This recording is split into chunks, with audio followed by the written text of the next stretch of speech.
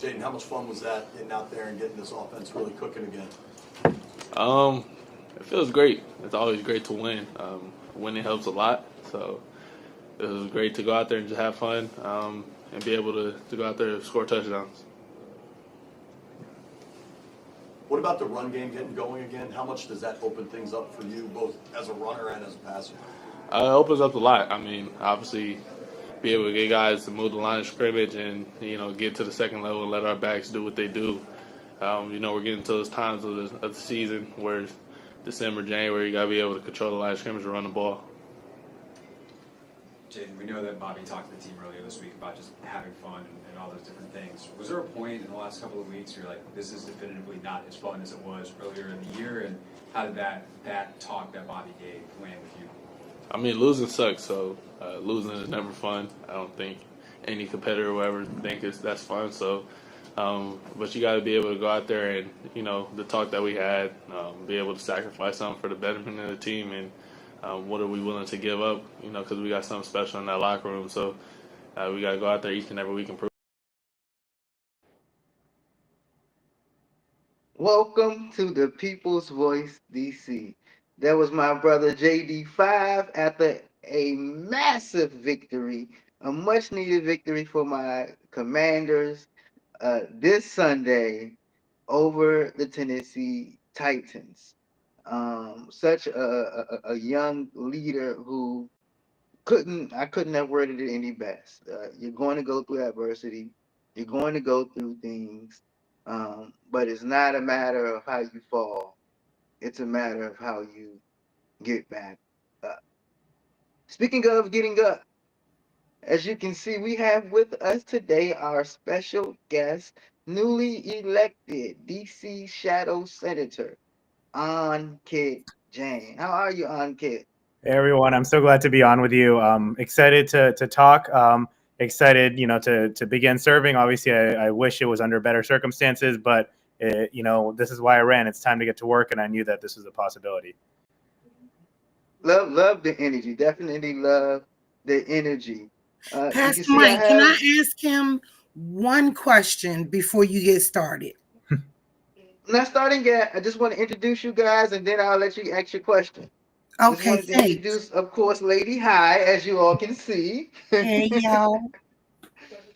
And we are so grateful that we have Chris with us today. Hey, Chris. Hey, we missed Chris. We've missed him for a couple of episodes. Yes.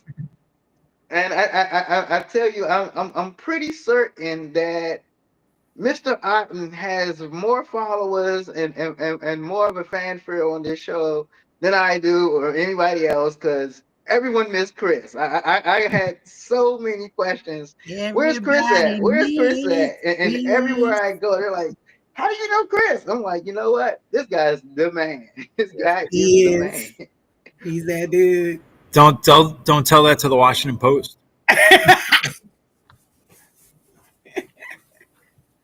Yeah. Go ahead, yeah. What was your question? Huh? Go ahead. What was your question? Okay. Mr. Ankit Jain, pleasure to have you on this evening. My question is for the listeners who don't know exactly what a shadow senator is. So can you briefly explain what your newly elected position entails? Yeah, I mean, this is the question I get most often. First question I get usually when I'm talking to people is, well, what is a shadow senator? So, obviously in DC, we don't have any voting senators or representatives. And so the DC government has created two non-voting, often called shadow senators, and one non-voting shadow representative to be our elected advocates to fight for DC statehood, to fight to protect home rule and protect our rights from attack by Congress, and basically to be our elected lobbyists for our rights before the U.S. Senate. And, I tell people DC is basically like a colony of the federal government right now. We don't have any representation in Congress, and the federal government has allowed us to establish a local government, but it can and it regularly does, overturn our local laws to score cheap political points, advance someone's political career. In fact, they can actually abolish our local government entirely at any time if they wanted to. And so, my job is to fight back against those attacks. And when the federal government is doing things that impact DC, to make sure that DC's voice is heard and that we get the federal government working positively with us and not negatively. Thank you for that explanation, because we had a lot of new voters this year, kids coming out of high school and stuff like that, and they're just starting to learn about politics and the positions that our electeds hold. Mm-hmm.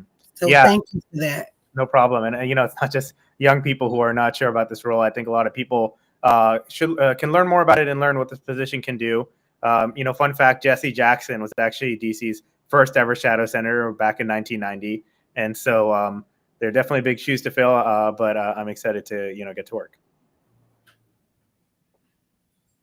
That's awesome. Sounds good. Take it over past Mike. Let's go. So, quick question. What can you tell us your journey? What led you to running for DC Shadow Senator? First of all, allow DC to kind of know who you are. Yeah. Are you a native Washingtonian? Those type of things. But ultimately, what made you decide to run for a position that most will say it's not a salary position? Yeah. You don't have any voting power. What is your inspiration? What is your motivation? Yeah. So Yes. So I grew up in Fairfax, Virginia, in the suburbs of DC, and really grew up loving DC. I would come into the city all the time. We had at one point Wizards season tickets, and so we would come in to see Wizards games, just restaurants and just different activities. And so I spent a lot of my summers interning or working in DC. And so when I'm an attorney, and so after graduating law school, I wanted to come back to the area. And so I'm a voting rights attorney. I work at an organization called Fair Vote. They do ranked choice voting advocacy around the country. And I truly believe in democracy. I've dedicated my life to fighting for everyone to have the right to cast a meaningful vote. And yet here we are in DC, denied that right. Everyone who lives here does not have the right to vote for, have a voting representative in the Senate or in the Congress. And so I live in Ward 2. I live kind of at the border of Mount Vernon Triangle, Logan Circle neighborhoods. And I got involved in the fight for DC statehood when I moved into the city proper after law school. And so I've been involved in the different advocacy efforts. There was a period of time after the 2020 election when we really thought we had a shot to make statehood happen. And I was attending, involved in that advocacy. There was a lot. I don't know if people have seen the Statehood for the People of DC yard signs, but I helped put up the yard signs. Just those kinds of organizational tasks. And then unfortunately, we had the Republicans win the House, and they started attacking DC.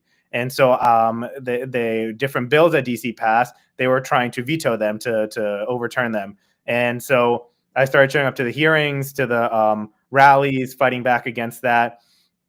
And then there was one particular moment last year when DC passed a revised criminal code. And unfortunately, Congress overturned that law. And I thought there was a failure of leadership there, where we had an opportunity to fight back and to protect that law, which is passed by our elected officials, from being overturned. And we just didn't engage properly. We didn't have the right advocacy to stop that. And unfortunately, that law was overturned by Congress. And so that's when I started thinking that maybe I should run for this position. I've engaged in legislative advocacy both at Fair Vote and then in my previous position at the Sierra Club doing environmental advocacy, environmental law. And so I have some of those experiences with the legislative process. And it's an issue that I'm very passionate about, that, we deserve the right to vote just like every other American citizen. And it was an issue where I thought this position can make an impact, and it maybe wasn't being used as effectively as it could up until now. And so that's what led me to decide I wanted to run for this position. Threw my hat in the ring in September of last year for the Democratic primary. And then the incumbent, Senator Michael D. Brown, decided not to run for re-election, and it became an open seat. And then we just went from there. And, it's something where I I didn't want to just yell at a computer screen and say like, we should do this or that, and I thought let me take a crack at it and see what I can do, and so that's why I decided to run. Interesting. So I heard, well, I do hear a theme of support for ranked choice voting. Mhm. Um, I definitely personally am a supporter of ranked choice voting myself as well. But I have an interesting question. First, I would assume that you were in support of I-83 as a whole. Mhm. Um, um, but assuming that you are, it doesn't look like our council or executive office will fund it. So, as shadow senator, what steps would you take to get it I-83 actually funded and going, Yeah. and not allow our council to just keep kind of sidestepping it so that it'll never happen? Yeah. Well, yes, I am a strong supporter. I actually helped write part of Initiative 83, and I've been involved with that, with the effort since before actually it was a ballot initiative. It started out as a law before the council, and it became clear the council wasn't going to pass it, so we went the ballot initiative route. And it passed 73 to 27%, so that's almost a 40%, over a 40% margin right there. Clearly, it passed by over 65% in every ward of the city. It actually won every single precinct in the city. Not a single precinct voted against Initiative 83. And so I think that what that shows you is the people of DC really want ranked choice voting and letting independents vote in primaries starting in 2026. And so I'm actually already engaged in the efforts on the congressional side to protect it from congressional veto, right? Because this bill, like any law or ballot initiative, we actually has to wait 30 legislative days to go into effect from when it's first transmitted to Congress, and to give Congress an opportunity to veto it. Like when they gave us home rule, they said, yeah, you can have some power, but we're going to keep some for ourselves. And so, we're working on it, and we're hopeful that we can. I would say we're confident that we can protect it from congressional veto. So I think that is one of the first steps, is making sure that Congress doesn't veto this bill before it even becomes law. And so I'm working with the Make All Votes Count team and different advocates to make sure that we have the votes to protect Initiative 83. And then on the council side, I wouldn't be so pessimistic, Pastor Mike. I think that the council is saw the vote just like we all did, and saw how strongly people supported it. And what I'll say is that I've already I'm doing my job to make sure that Initiative 83 is defended before Congress. And we all support statehood here in DC because we want the will of the people in DC to be respected. We want what the people want to actually become law. And I think it's time for the council to do their job and make sure that the will of the voters is respected and that they fund this initiative that passed so overwhelmingly. So I'm hopeful that they will. I think that they realize that it might not be a good look for them to stop something from becoming law that was so overwhelmingly supported. I agree. Mm-hmm. Ankit, it seems like the Democratic Party, including the candidate you ran against, he's a longtime Democratic Party Mm-hmm. official, Eugene DeWitt Kinlow, sort of been in the party ranks for a long time. Mm-hmm. And the party ranks themselves sort of came out against I-83. I wouldn't say ranks, but the leaders or the top of the party. Mm-hmm. So that must have been a heck of a sort of contrast for you to be running for statehood and running for this position and seeking Democratic votes in the party, in the rank and file, but having sort of the leadership sort of push back a bit on I-83. And what was that like for you? Yeah, I mean, I think that it was clear to me as I was talking to voters that people thought it was a good idea, that it made sense. And so for me, I always try to my guiding light is the voters. What do the voters want? And maybe the people in power don't agree, but that's okay, because at the end of the day, the people who make the decisions about who's elected are the voters. And so that's where I was looking to, is making sure that I'm in line with what the voters of the city want. And I think that actually within the Democratic Party, there was a divide on Initiative 83. Some of the top leadership opposed it, but if you look actually among the elected members of the DC Democratic Party, a lot of them were actually supporting Initiative 83. And so that was a sign to me that the party is, not so as a party is not even so strongly committed to this being against Initiative 83. And so I was just, I've been supporting it for a long time, and I'm not going to change my position just to, even if it would have won me a few votes, right? I think that people should know what I stand for, and if you don't like it, then don't vote for me. That's fine. That's your right. But I've been a strong supporter from the start, and it just seemed like it was something where when you talk to voters about it, that they mostly agreed with me when I was saying I was supporting it, and so. I don't think that it was something that was like a huge challenge for me, because there was such strong support. It was honestly more of a challenge for the other side to try to oppose it when it was so well supported. And one thing, I just want to say one thing about it is that I think there was some misinformation amongst especially people in the leadership about how would this work for Black communities, for disadvantaged communities. And some arguments that it would be harmful. And I know that people in politics, you don't care. The data and the facts don't matter that much. It gets a little bit emotional, but I do think that we should look at the data on some of this stuff. And they've done studies on ranked choice voting, and the studies have found that often Black voters actually are more likely to rank candidates than white voters, and that they use it more effectively, and that Black candidates benefit from the vote transfer that happens.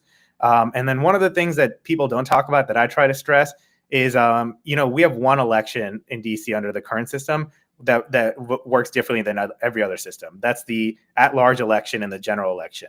For that election, you get 2 votes. Every other election, you get 1 vote. And there are so many people who don't know that you get 2 votes just for that one race. And I'm not, it's not surprising to me if the rest of your ballot is one way. How would you know that one race is slightly different? I have friends who didn't vote, didn't give a second vote. I know a lot of people across the city don't give that second vote because they're not aware of it. And that is especially true, I think, east of the river, where people undervote because of that in that one race. And under Initiative 83, under ranked choice voting, every election will be the same. You rank your candidates 1 through 5, including in the at-large general election. And so I think that will significantly decrease the undervoting we have, which is disproportionately east of the river, and make sure that east of the river communities have more political power in that election, which determines 4 of our 13 council members. I like that. I want to shift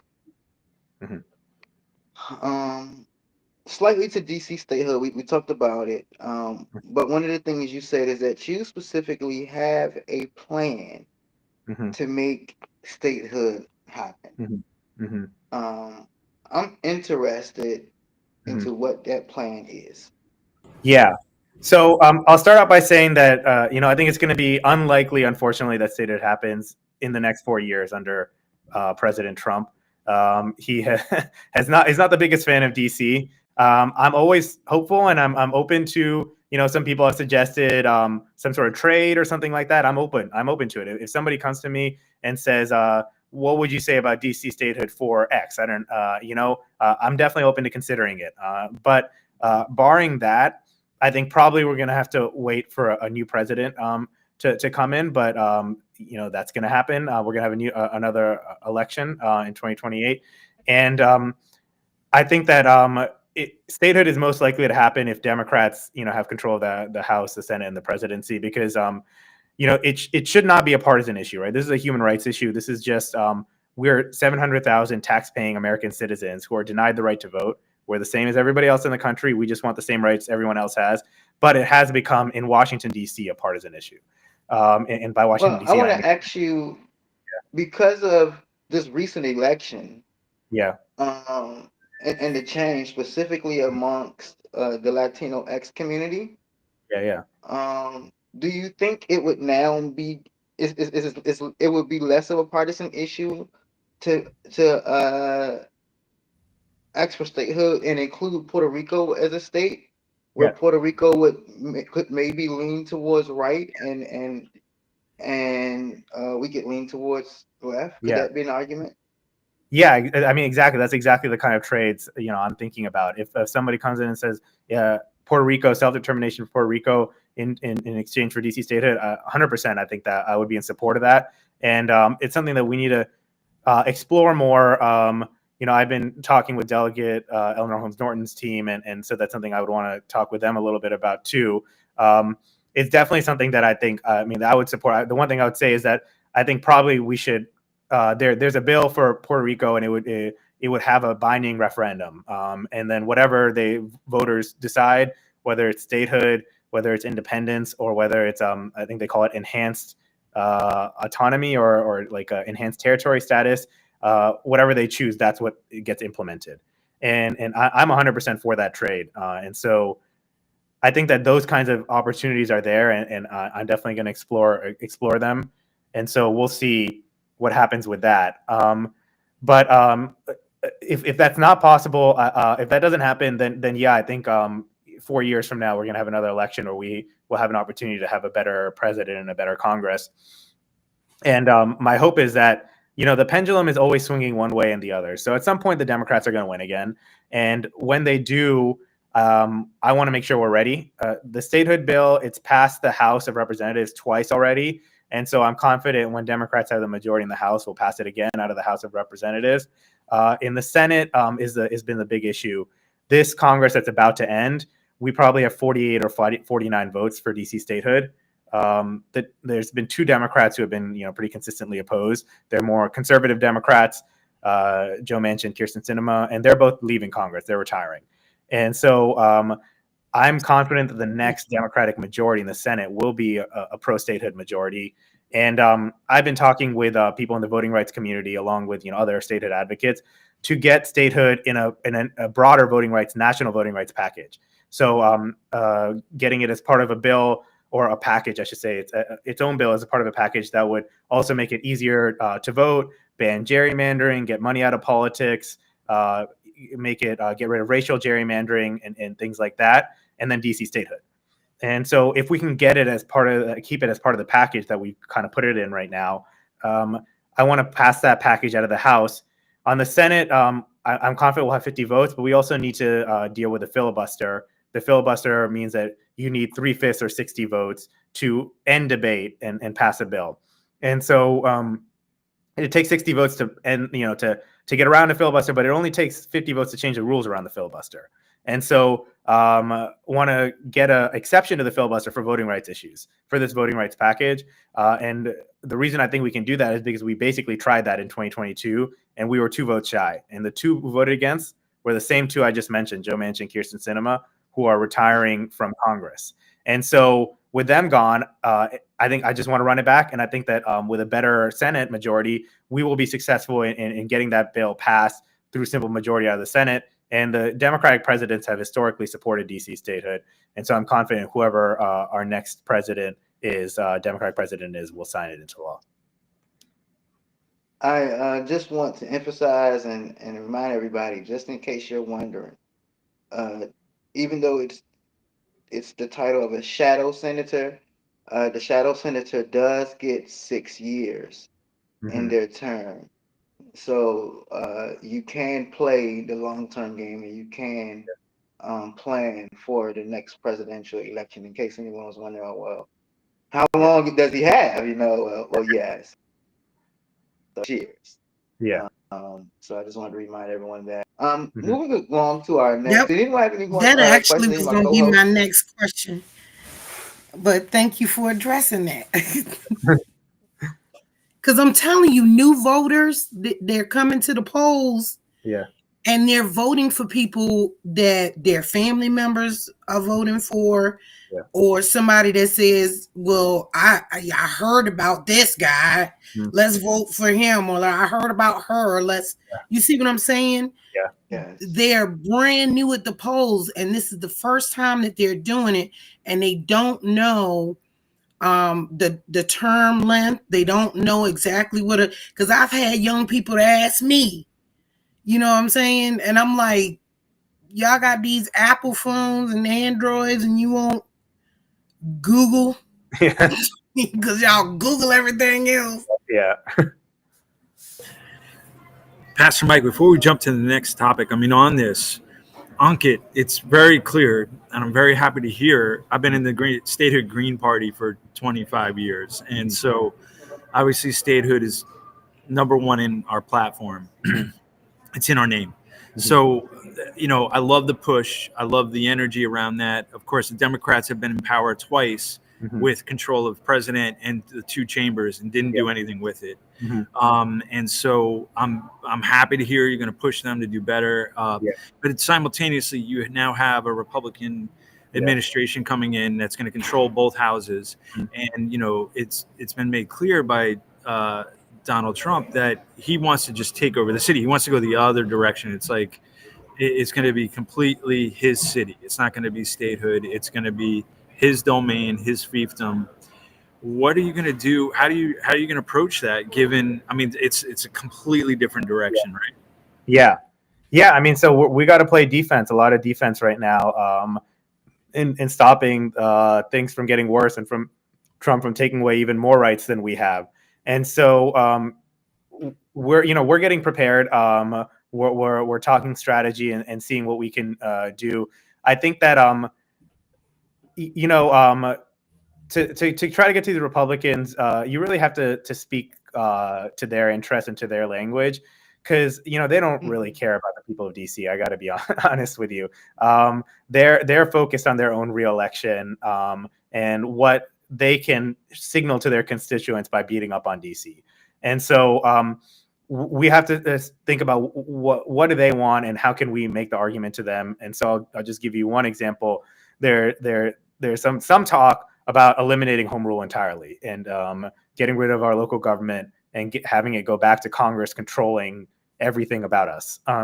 And the argument I've been making to these Republican offices is that that you don't want that for yourself. I mean, right now you can blame the liberals for everything that bad that happens in DC, but if you do this, everything is your fault, and you better believe that we're going to be blaming you for the problems. And this is not something that would benefit you politically to take away DC's rights and for you to have to manage the government for a pretty large city, right? That there are things that have to happen. Trash needs to get picked up. The trains need to run. And do you want to spend your time doing that when you could be doing other things?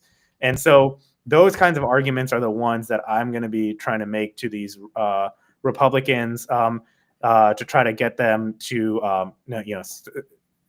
stop them from attacking us and taking away our rights. And the one other thing I'll say is that we do still have right now in the Senate the filibuster, and so that as long as that continues to exist, there's 53 Republicans who are going to be in the Senate next Congress, and you need 60 votes to get around the filibuster.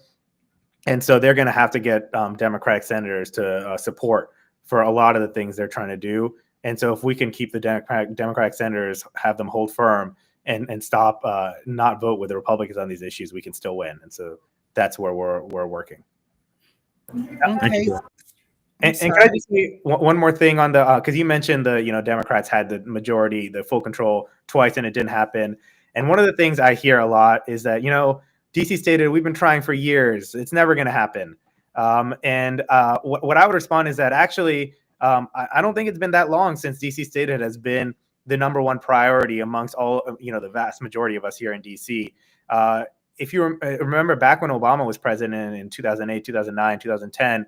They actually weren't going for statehood. The goal was to have Congresswoman Eleanor Holmes Norton to give her a vote in the House. So still no senators, still not full self-government, but have Eleanor Holmes Norton have a vote. And that actually almost passed. The Republican, at the last minute, there was a poison pill added in where they were like, and you have to repeal all your gun laws for this to pass. But that wasn't statehood. We weren't fighting for statehood back then. The statehood push really only started, I would say, in like 2016. Maybe around that time. And because back before we all got on the same page, it used to be that the Statehood Green Party was the only supporter of full statehood. The Democratic Party actually did not support full statehood until just a few years ago. And that's why you have it in the name, right? You were saying Statehood Green because they were pointing out that they were the only ones who supported statehood since, early days, 70s or even before. And so really since 2016 is when we've had a consensus amongst ourselves that statehood is the way we're going to go. And in that period of time, we passed the bill out of the House twice. We've only had unified control of government once. And that one time, like I said, we had a Senate majority that really hinged on some more conservative Democrats. And so I think if we get a better Senate majority, I'm confident we'll be able to pass it into law. And I don't think people should assume just because it hasn't happened yet, it's not going to happen. Because a lot of things took a long time, before they happened, and it seemed like it wasn't going to happen for a while. And then all of a sudden, the conditions were right, and we got it through. I mean, like look at healthcare reform, Obamacare, right? People have been talking about that since like the 1980s, maybe even earlier. And there was a huge push under Bill Clinton, and that failed. And people could have said, well, it's never going to happen. Let's just pack up and go home.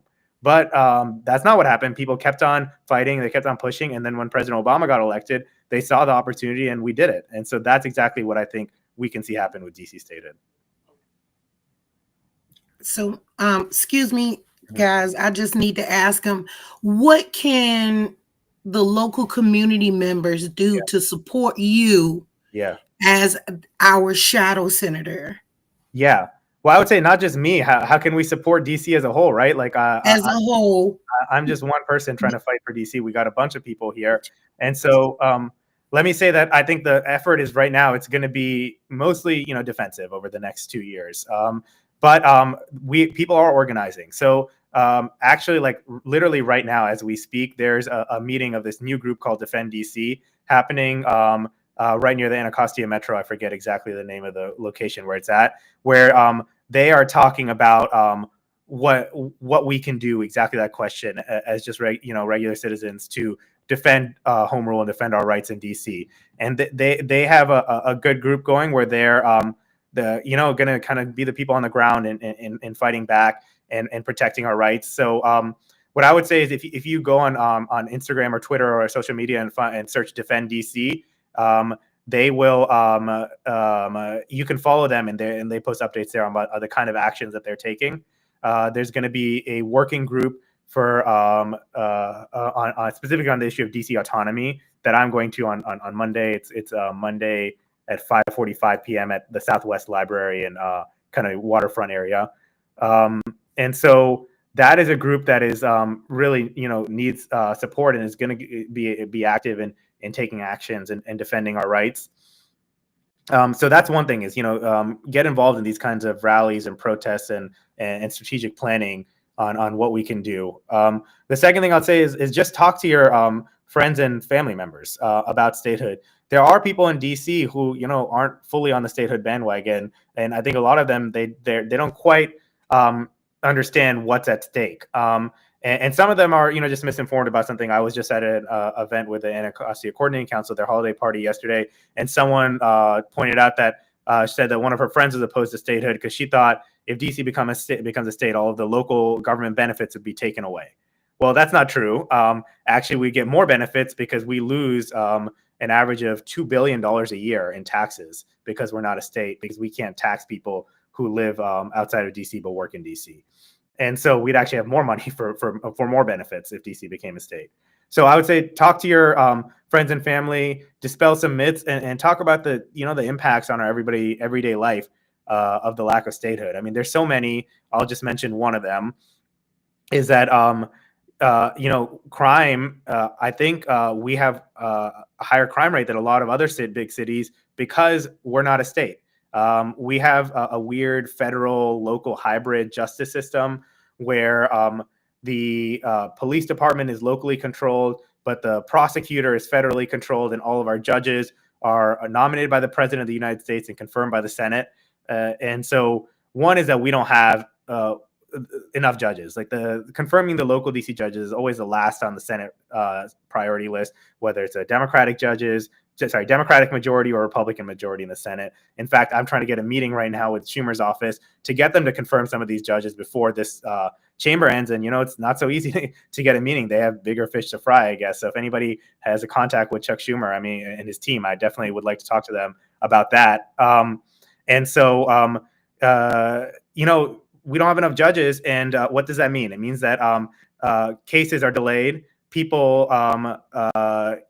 who are accused of crimes don't have a verdict rendered, and the cases go on. And that both means, one is that somebody who might be innocent has this verdict hanging over their head and they can't get closure. And two, the people who are actually guilty are not punished, right? People are out on the streets who committed these crimes because the justice system is not going fast enough because we're not a state. And so that's just one example. There's so many of what happens like in our everyday lives because we're not a state. And so talk to people in your life about that in DC about why they should support statehood. And if you have family and friends outside of the city, especially we need you to talk to your family and friends, because those people actually have a vote, right? They have senators and members of Congress who can vote on these issues. And so tell them to call their senators and congressmen and say, hey, I'm a constituent of yours. I support DC statehood and I support DC home rule. Don't vote for the statehood bill and don't vote for any of these bills taking away DC's rights.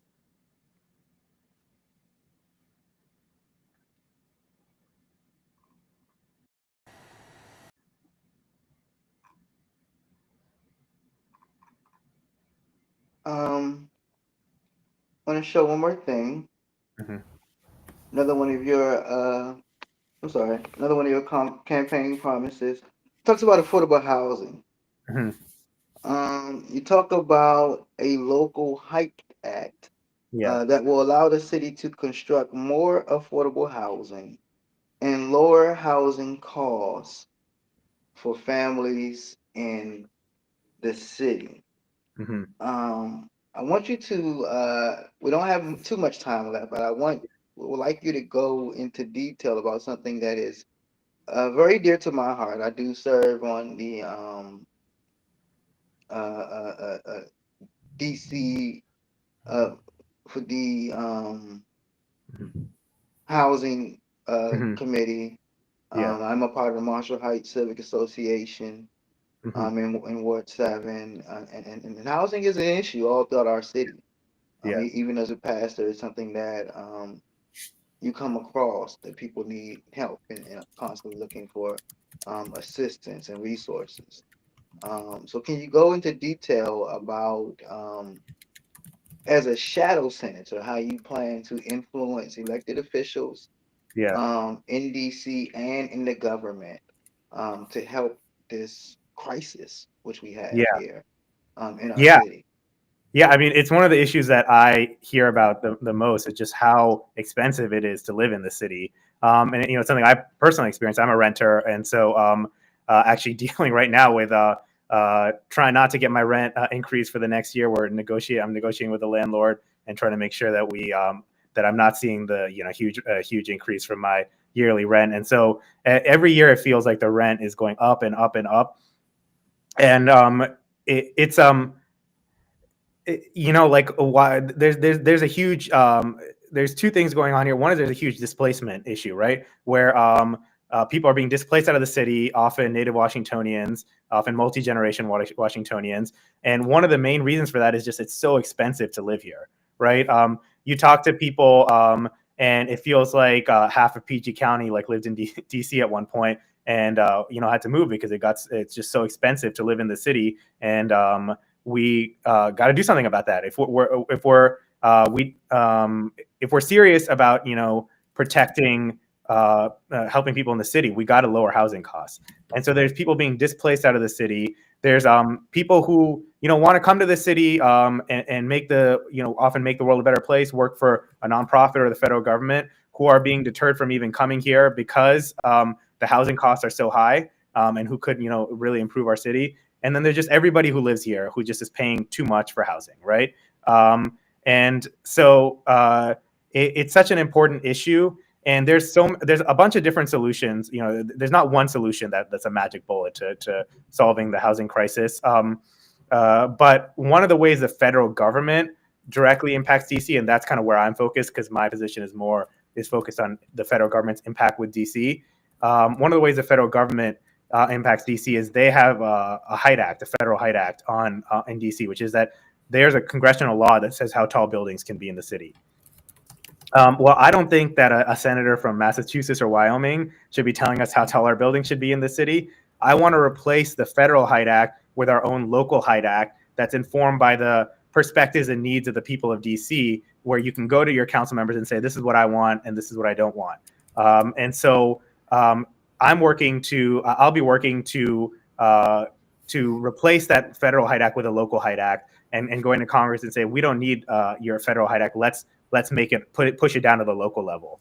And I think this is something where we can get some bipartisan support. So it's something that we could actually move in the next 2 to 4 years, because the Republicans, they always talk about local control, right? Local government knows best.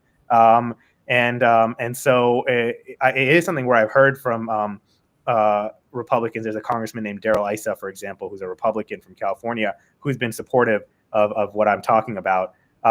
It is something I think where we can take action. And if we can get rid of that, replace that federal Height Act with our own local Height Act, we can build more affordable housing in the city and make it so that people have more options about where they can live.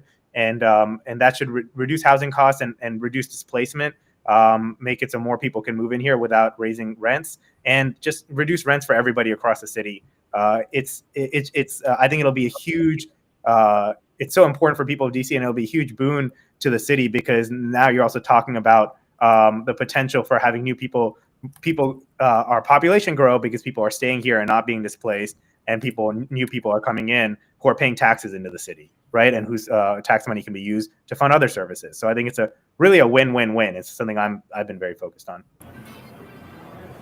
Ankit, pointedly, earlier you said we should be acting off the basis of data, not emotions. Yeah. And so when I hear that, I say that, how does giving developers the ability to build more luxury housing in bigger buildings and bigger, more dense buildings, how does that reduce prices? Yeah. Well, I mean, first of all, there would be affordable housing set aside. So some percentage of this would be affordable housing. I think we need to make sure that we enforce that and we get enough affordable, and especially it's called deeply affordable housing, which is housing that actually like poor people can afford, because affordable housing in DC often is not actually affordable by poor people. And so make sure that we can get deeply affordable and affordable housing built. The other thing, though, is that I do think that it's important to build more market rate housing. And the reason for that is because right now, when we have a housing shortage, it gives the landlords all the power, right? The landlords say, I'm going to raise your rent, and you as a renter have nowhere else to go, because any other place you're looking at, the rent is just as high or probably even higher. If you're building more housing in this city, a landlord comes to you and says, I'm going to raise your rent. You can be like, okay, well, I'm going to go to this other unit that in this other building that was just built right next door. Why would I pay $200 more in rent when I could go to this new unit and actually pay like $200 less in rent a month? And so what I want to do is give negotiating power to the renters and to the regular people, so that they have the power in the situation and it's not the landlords. Can I just follow up on that? Again, I want to speak to the data. Mm-hmm. You said there's a housing shortage. Are you aware there's 30,000 vacant units in the city pre-COVID? Yeah, I mean, I have seen the vacancy data. I guess what I would say is that if you look at the studies that they've done and say, does building more housing reduce rents both across the city and in individual neighborhoods where they're built, the answer is always yes. They've done a lot of studies on this, and they found that it reduces rents for everybody. If you look at I would love to, I could share, I mean, there's so much data that shows the opposite, actually, because the luxury units that are being built actually increases the value of the land so much that the existing naturally occurring affordable housing gets displaced. Yeah. I guess what I wanted to, I get the whole supply and demand argument. Isn't that kind of out the window, though, when you have all the major real estate companies colluding? I don't know if you've seen that. The Attorney General has sued I don't know, the top 15 major real estate firms in the city for colluding the price fix. So how does building more of the same, if the collusion is happening, Yeah. how does that reduce prices? Yeah, I definitely think we need to enforce those laws, and our Attorney General has been doing amazing work on that and other issues. And so we need to make sure that these landlords and these property owners are not colluding. But if you just look at the studies, it still shows that even with all this happening, you're still seeing reductions in rent when you build more housing. And then we can't discount the fact that a lot of these will be affordable units, right? They have to be Well, by law. so that's my next question. I don't mean to cut you off. We were running out of time, but basically, how do you define affordable? Because if you want to push for more density and more, and therefore more luxury units that put more pressure on people like me and Sean and others, Mhm. you know, the issue is, how does the city define what affordable is? And unfortunately, right now it's based on AMI. And AMI is the area median income, and it's going up. It's a hockey stick explosion of AMI right now. Yeah. AMI is at about $160,000 a year for a family of four. And so when you take 80% of that, that's what the city defines as an affordable unit. 80% of the AMI. Sometimes it gets down to 50%. Your 30% AMI is your public housing units. So the units you're talking about are between 50 and 80%. In any new building, 8% of the new units are required to be in that range. So we're talking about a handful of new units. You build a 100-unit building, you're getting 8 units at that 50 to 80% AMI. You're talking about units that are costing $2,800 a month. So if those are your affordable units under this policy, how would ever the prices come down? Well, that's why I talk about deeply affordable, right? Because you need to make it so it's really like you talked about 50-80. We need housing for like 20 to 50% of AMI, or even like 10% of AMI. And so we need to make sure we're building deeply affordable housing as well. And the other thing I'll say is that, like I said, there's no magic bullet solution. So I don't think this should be done just in a vacuum. I mean, I think it's important, but I think there are other things that the council can do that would also like supplement this work. So for example, like we have rent control, but it's a very weak form of rent control. There's so many loopholes. We don't really have that many buildings that are under rent control. Maybe the council can expand rent control and cover more buildings. Where are you at on social housing? Have you heard about social housing? That's actually literally what I was about to bring up. Councilmember Janice Lewis-George has a Green New Deal bill to build a ton of social housing, which is basically housing built by the government, but not just low-income housing. It's a mix of low-income housing and more market rate housing. And the market rate housing subsidizes low-income housing, so it's more revenue neutral. And so, yeah, I mean, I think that's a great idea. I think we should. It would be good for the council to look into that and work on the social housing issue as well. If we can do an all of the above strategy, I think that's the solution to reducing our housing costs. I do think that this HIDE Act issue is a problem, and it's something we need to address to help reduce our housing crisis. Hey, Ankit, there's one more thing. Could I get you to stick with us for about 5 more minutes? Sure. I did want to play a video of a Washingtonian who has a complaint, and I would love to get your response, whether as a citizen, a regular Washingtonian, or as a shadow senator. And then I wanted to get your thoughts. I wanted to talk a little bit about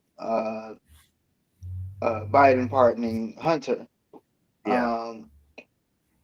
So about 5 or 6 more minutes. Can I get you to stick around? Folks, stick around. I see we're starting to get more listeners tuning in and viewers. Stick around with us for about 5 more minutes. Let's view this video real quick and let's have a brief discussion on it.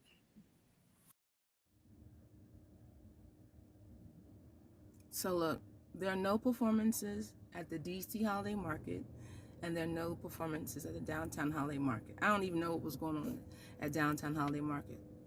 So let me explain something to you.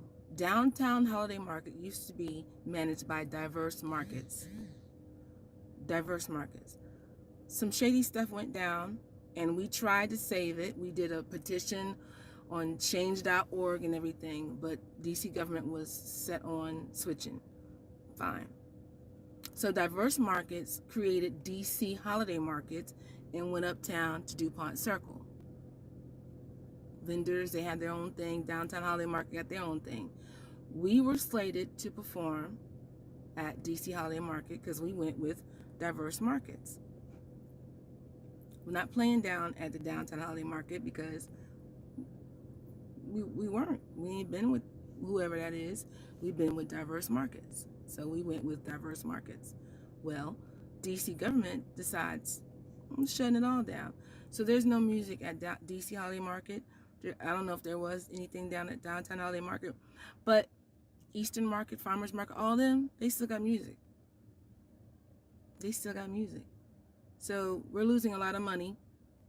I don't say boycott the Downtown Holiday Market because those vendors still need to eat. They've been working hard. They still need to eat. And those were friends of mine from back in the day. They still got to eat. They're caught in the middle. You know what they're going to do? Not eat? Not, you know what I'm saying? Still patronize them. However, DC government is to blame for it. All right? So we've been playing there for over 10 years. And now all of a sudden, there's none whatsoever. So I apologize for any inconvenience. I know a lot of people come see me there at the holiday market because they don't go to the clubs. They don't go to those things. And it's free. You know, I'm going to miss y'all this year. Thank you, DC government. Shady, shady, shady. Well,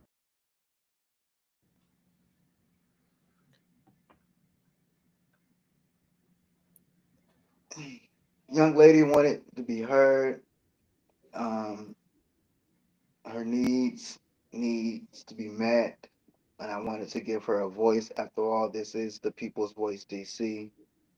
What are you guys' thoughts?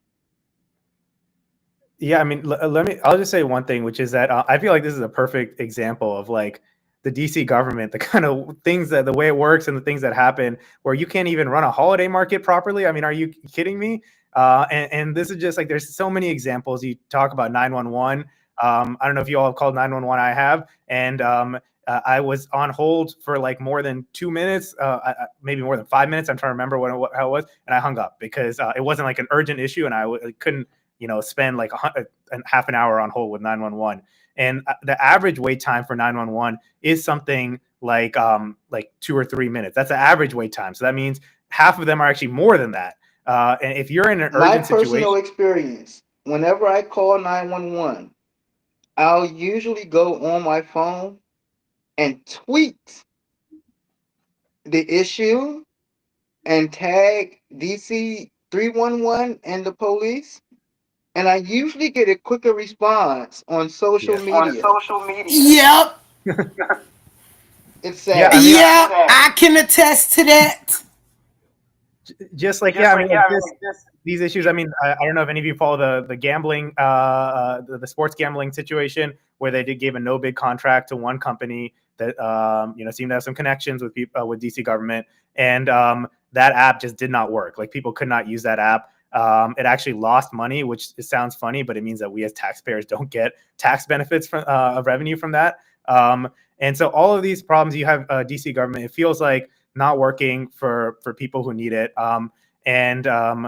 It's got to change. It does sometimes feel like people are not hired who can actually do the job to these agencies, and then we all suffer because of that. There's not enough like urgency in fixing the problem, and so it's just another example of like these are the kinds of things that happen when you have a government that's not working for regular people.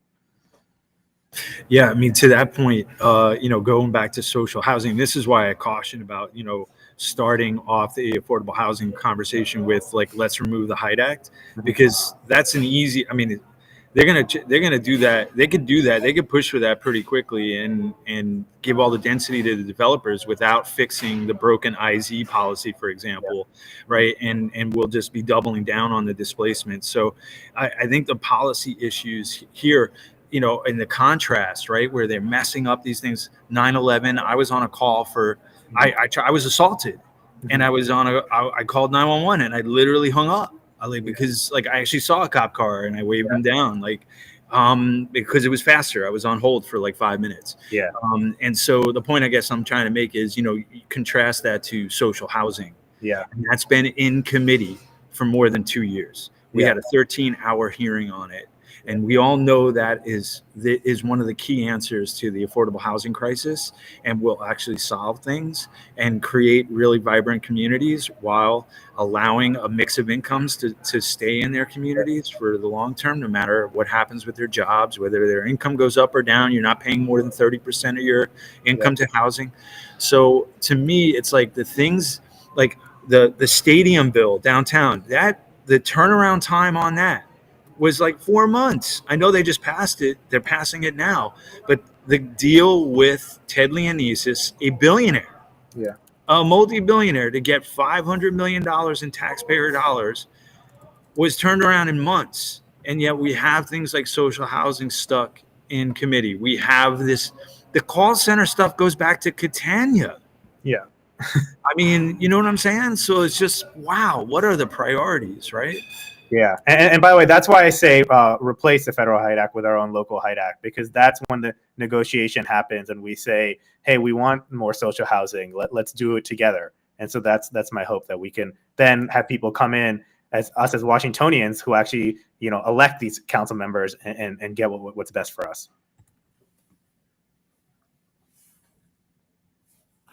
Unfortunately, we might get places like Union Market then, which, I mean, out of 6,000 new housing units on the 20 acres, the 40 acres that is Union Market, 6,000. I mean, I don't know if you've been over there. It's 6,000 new luxury units, 1,000 new hotel units. Guess how many family-sized affordable units that got required by the Office of Planning, the Mayor's Office of Planning, out of those 6,000?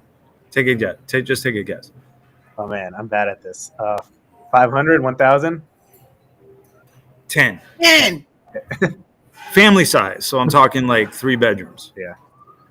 10 And out of the what's the 6,000. So we market required? granted all this density to the developers. And that's why I'm speaking from that lived experience. I've known people there. We got displaced from there for a luxury hotel. And when I say we, I'm talking about a artist collective. Yeah. And so we saw what happened there, and it's like they're going to love the idea of like, yeah, we need more density, because they'll start with that. But the underlying policies about affordability and what requirements are for that affordability and the volume of affordability, if that stays where it is now, they'll be like, yeah, let's do the density right away. But the broken policies will stay in place, and we'll get 10 affordable family size units out of 6,000. Mm-hmm. And so you said, by the way, Pastor Mike, you had one other thing. I just wanted to make sure we got to that as well. You're muted. Yeah, I'm muted. Just wanted to get everyone's quick opinion. Are you in agreement with Biden pardoning Hunter? And do you think anyone else should be pardoned? Maybe Trayon White?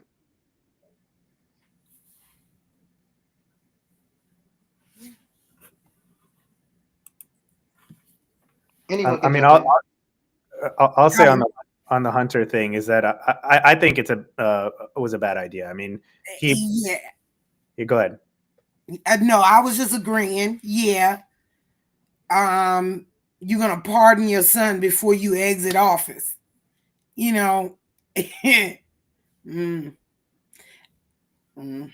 ain't gonna say too much on this. I'm gonna mute myself. I mean, I get the human aspect of it. Like obviously a dad wants to help his kid, but you got to look at the broader picture. I think that Trump. People say that it's going to help Trump do something. Trump was always going to pardon people, so I don't think anybody's was under any impression that this changes who Trump is going to pardon. But I do think that it makes it it makes people more distrustful of the whole institutions, and Trump is that's what leads to someone like Trump. People are like, all these people are just out for themselves. I'm going to vote for the guy who's going to burn it down, and so I don't think that's the right way to go.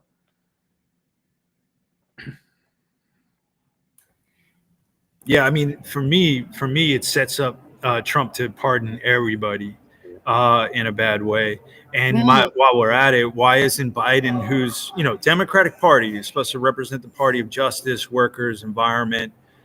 Where's the pardons for Mumia Abu Jamal or Leonard Peltier, right? Like, I mean, let's get serious. You're gonna pardon your son for a bunch of craziness, but we have real justice fighters. All the Black Panthers that are still in jail that were illegally hunted down by the FBI. I mean, there's just the list can go on, right? That part though. Well, Ankit, we really enjoyed you, sir. I look forward to having you represent us for the next 6 years. Mhm. Hopefully, we can get together, do some events together. Yeah. But I Um, definitely I look have a forward. closing question. Sure. How can people contact you Yeah. about their issues? Yeah. Okay. So that's a good question. So first of all, yeah, Pastor Mike, I would love to continue to work together on different issues. In terms of how to contact me, so I am going to have an office in the DC government building, and we'll have an office number and I'm going to get a DC government email. Right now, let me give you. I'm going to give you my campaign email, which is Ankit ANKIT at Jane JAIN 4FORDC.com. If you want to also email info at Jane4DC.com, that'll make sure my chief of staff sees it and you're flagged. It's flagged both ways. But I am once I get actually sworn in, I'll have an office number and a DC government email I can give people, and people can email me anytime. But maybe I'll get that to you once it happens. We can share it via socials or something like that, Thank Pastor you. Mike. But the one thing I'll say is that I do hope that people, if they're having problems with the federal government, Delegate Norton is always someone you can call, but you can also call my office when I'm sworn in, and we will do whatever we can to help you. We do have staff whose job it is to help people navigate the federal government. And so, if I don't know if you have Social Security issues, your Social Security benefits, if something is going on when it relates to the federal government, or you just have an opinion on something the federal government is doing to DC or should be doing with DC, feel free to call the office. Feel free to email us, and I'm very interested in hearing your opinions. Thank Thanks so you. much, Thank you. Ankit. Congrats again. Happy Thank holidays. you. Pastor Mike, thank you for that. Thanks, everyone. No Thanks, Mike. problem. Peace and No blessings, y'all. problem. Same. And I'll just end the show on a personal note by talking about holiday, this holiday stress, this holiday mood we can be in. I just want everyone to be aware that I am praying for you guys. I want us to pray for our neighbors that may be feeling financial stress, fatigue, unrealistic expectations. Folks that may be missing their loved ones. I want you to know that we at the People's Voice are thinking of you. We're praying for you, and we do know that you matter too. Let's keep our neighbors lifted up. Let's show everyone the joy and the love that is meant to be spread throughout this holiday season. And we'll see you next week. Next week, we're going to have a great, great moment with the awesome group, and I can't wait to introduce you guys to them. See you next time. People's Voice. Decades, generations. I don't, for a very long time. And there's no money